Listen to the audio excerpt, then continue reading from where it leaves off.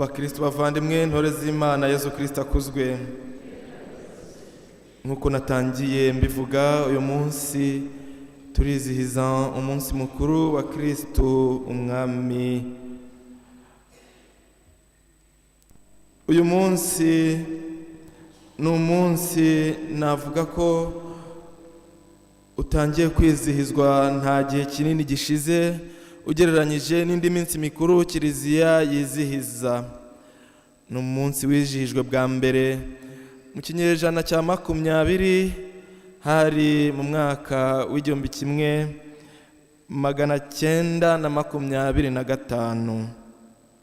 Ni umunsi rero uhimbazwa ku cyumweru cya nyuma cy'umwaka wa liturujia, cyangwa se ku cyumweru cya 34 mu byumweru bisanzwe by'umwaka wa liturujia.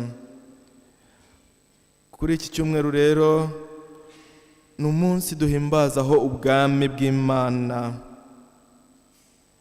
Ni umunsi duhimbazaho Nyagasani Yezu Kristo waje muri twe yima ingoma hagati yacu, umwami w'ibiremwa byose. Iyo tuvuga ubwami bw'Imana bwaje muri twe, tuba tuvuga nyine uwo Nyagasani Yezu Kristo waje hagati muri twe akakirwa nk'umwami. Kandi koko yari umwami, ariko ntabwo yashoboye kugumana cya cyubahiro cye, cya cyubahiro cy'ubwami, ahubwo yicishije bugufi, yiyambura icyubahiro cyose yahabwaga nk'umwami, kugira ngo arangize neza cyangwa se kugira ngo asoze neza ubutumwa uwamwohereje yari yamuhaye, kugira ngo arangize umugambi w'Imana. Uwo mugambi rero nta wundi, ni umugambi wo gucungura ikiremwa muntu, ni umugambi wo kuducungura, wo kutugobotora ku ngoyi y'icyaha twebwe abanyabyaha. Bavandimwe, amasomo matagatifu twumvise kuri uyu munsi, isomo rya mbere riragaruka ku itorwa ry'umwami Dawudi, cyangwa se kwiyimikwa, kuko umwami ntatorwa arimikwa. Dawudi yarimitswe kugira ngo abe umwami wa Isiraheli. Yimitswe n'abakuru nyine b'imiryango ya Isiraheli imbere y'Uhoraho. Iri yimikwa rya Dawidi ryatangaje benshi muri Isiraheli, kuko ryerekanye ububasha bw'Imana. Murabizi, kugira ngo umwami Dawidi atorwe, Uhoraho yohereje umuhanuzi Samweli mu muryango wa Dawidi, cyangwa se kwa Yese. Nibwo yagezeyo, abantu bose bari bazi ko hazatorwa umwe mu bavandimwe ba Dawudi, ariko Samweli yagezeyo arabareba bose, arabitegereza, kuko aribo bari bafite igihagararo n'indeshyo, ubwiza kurusha Dawudi. Dawidi we ngo yari umwana uri aho ngaho, yari yagiye kuragira amatungo. Ariko Samweli ahageze, arebye muri bagenzi be bose, mu bavandimwe be, abona ko nta n'umwe Uhoraho yatoye. Ngo niko kubaza se Yese, aramubaza ati, se nta wundi mwana ufite? Aramusubiza ngo hari umwe wagiye kuragira amatungo. Nuko Samweli aramubwira ngo uwo ni we Uhoraho yatoye, nimumuhamagare aze asigwe amavuta. Kristo Yezu akuzwe. Ibi biratwereka ko umugambi w'Imana wari uri kuri Dawudi, icyo Imana yari yaramuvuzeho cyagombaga gusohora. Impamvu rero Dawudi yatowe kuba umwami. Yego yari yaranatowe nanone mbere hose, kuko ijambo ry'Imana avuga ngo ntaranakurema mu nda ya nyoko nari nkuzi. Dawidi rero yatowe kuba umwami kuko yari yaratowe mbere hose, ariko nawe yakomeje navuga nko kubika iryo sezerano ry'Imana muri we. Yakomeje kwitwararika, yakomeje kuba indahemuka mu maso y'Imana. Mu yandi magambo, Dawidi yakomeje kurinda isezerano rye, isezerano Imana yari yaramugiriye, nk'uko twabyumvise muri iki gitabo cya kabiri cya Samweli, ngo kera igihe Sawuli yari akiri umwami wacu, ni wowe watabaranaga na Isiraheli kandi ugatabarukana nayo. Abo ni Abayisiraheli babwiraga Dawudi, kubera ko yakoreraga ibikorwa byiza, yitaga ku muryango wa Isiraheli, yatabarukanaga nayo, yatabaranaga na Isiraheli akongera gutabarukana nayo, ntabwo yatereranaga umuryango wa Isiraheli. Ari nayo mpamvu nyine Nyagasani Uhoraho yavuze ngo uyu munsi ndagusiga amavuta kuko wambereye umugaragu w'indahemuka. Bakristo bavandimwe, natwe rero Imana idufiteho imigambi myiza. Icyo dusabwa ni ukuguma ku murongo, ni ukurinda isezerano Imana yagiriye hagati muri twe, Imana yagiranye natwe. Wenda twese ntitwatorewe kuba abami cyangwa se abategetsi, ariko icyo nzi cyo ni uko imigambi Imana idufiteho ari imigambi myiza. Dukomeze rero kugororokera Imana nka Dawudi. Dawudi watorewe kuba umwami wa Isiraheli, aho hari mu isezerano rya kera. Iyo tugeze mu isezerano rishya, dushobora kumugereranya na Yezu Kristo. Yezu Kristo wabaye umwami w'amahanga yose. Gusa ubutegetsi bwabo bombi buratandukanye. Dawidi nyine yategetse nk'umwami, nk'abami b'isi, ariko ubutegetsi bwa Yezu bwo ni ubutegetsi buturuka ku Mana Data umusumba byose. Ubutegetsi bwa Yezu ni ubutegetsi buturuka mu ijuru.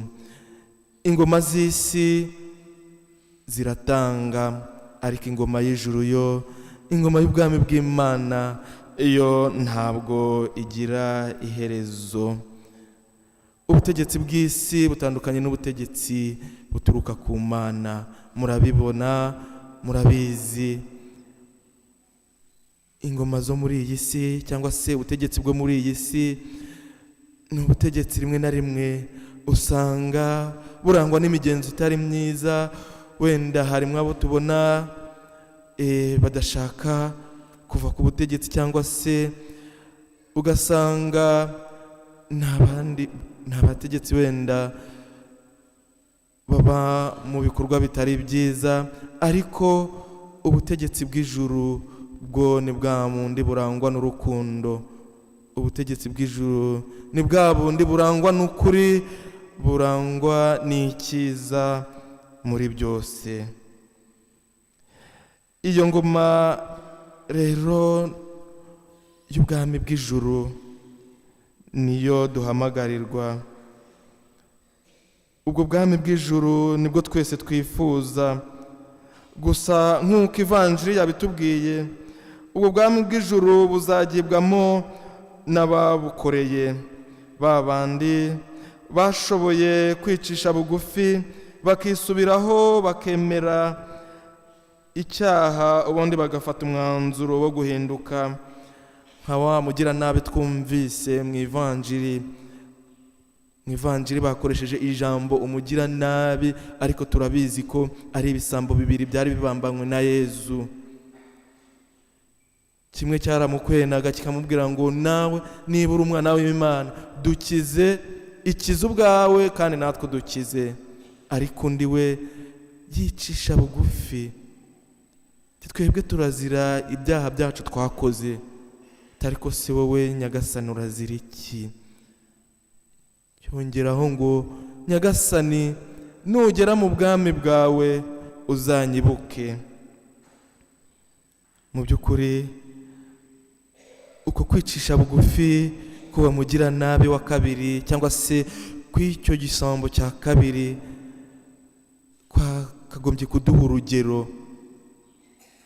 Natwe ntitube babandi duhagarara cyangwa se dutsimbarara ku mafuti yacu, ku makosa yacu, ahubwo tube babandi bamenya icyaha ndetse bakanagisabira imbabazi. Tube babandi bicisha bugufi muri byose, mu buzima bwacu bwa buri munsi tukicisha bugufi kugira ngo tuzaba abagenerwa umurage b'ubwami bw'ijuru. Kristo Yezu akuzwe. Uburyo rero Yezu agaragazamo ubwami bwe butandukanye n'uburyo abami b'isi bakoresha. Nk'uko nari nabivuze, ubutegetsi bwa Yezu burangwa n'imbabazi, urukundo ndengakamere. Nk'uko twabyumvise uburyo kiyababariye icyo gisambo, arakibwira ngo uyu munsi uraba uri kumwe nanjye mu bwami bw'ijuru. Yababariye icyo gisambo kuko cyamusabye imbabazi, cyongeye kwibuka amakosa yacyo. Ibi biragaragaza ko umugiranabi yemeye kwakira imbabazi z'Imana, bikamuha kwinjira mu bwami bw'ijuru. Natwe rero icyo twazirikana kuri iyi vanjiri, kuri uyu munsi mukuru wa Kristo Umwami, twebwe nk'abanyabyaha tuzagira amahirwe yo kwinjira mu bwami bw'ijuru nitwemera guca bugufi, tukamenya cyangwa se tukemera ibyaha byacu, ibicumuro byacu, tukakira imbabazi za Nyagasani. Icyo nicyo dusabwa, icyo nicyo duhamagariwe, ni nacyo twazirikana kuri uyu munsi. Guca bugufi, kwemera icyaha cyacu, ibyaha byacu, ubundi tugasaba Nyagasani imbabazi. Nyagasani we turabizi ko akenutse kumpuwe n'imbabazi, ngo nta cyaha Nyagasani atababarira. Natwe rero ntitwihende, tumusaba imbabazi, tumwegere n'umutima wacu wose, tumusaba imbabazi, tumere nka cya gisambo cya kabiri cyamenye amakosa yacyo, cyamenye ububi bwacyo, kikamusaba imbabazi ku musaraba, ubundi kuri uwo mwanya kikababarirwa. Uwo Nyagasani Yezu rero niwe dukesha gucungurwa no kubabarirwa ibyaha, niwe shusho y'Imana itagaragara, nk'uko twabyumvise mu isomo rya kabiri. Yimye ingoma, kandi ingoma ye izaramba iteka ryose. Ni umwami w'amahanga yose.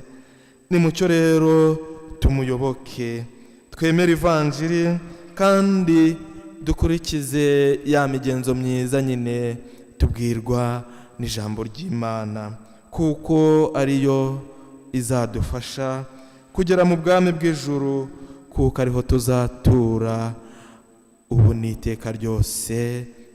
Amen. Nyagasani Yezu nabane namwe.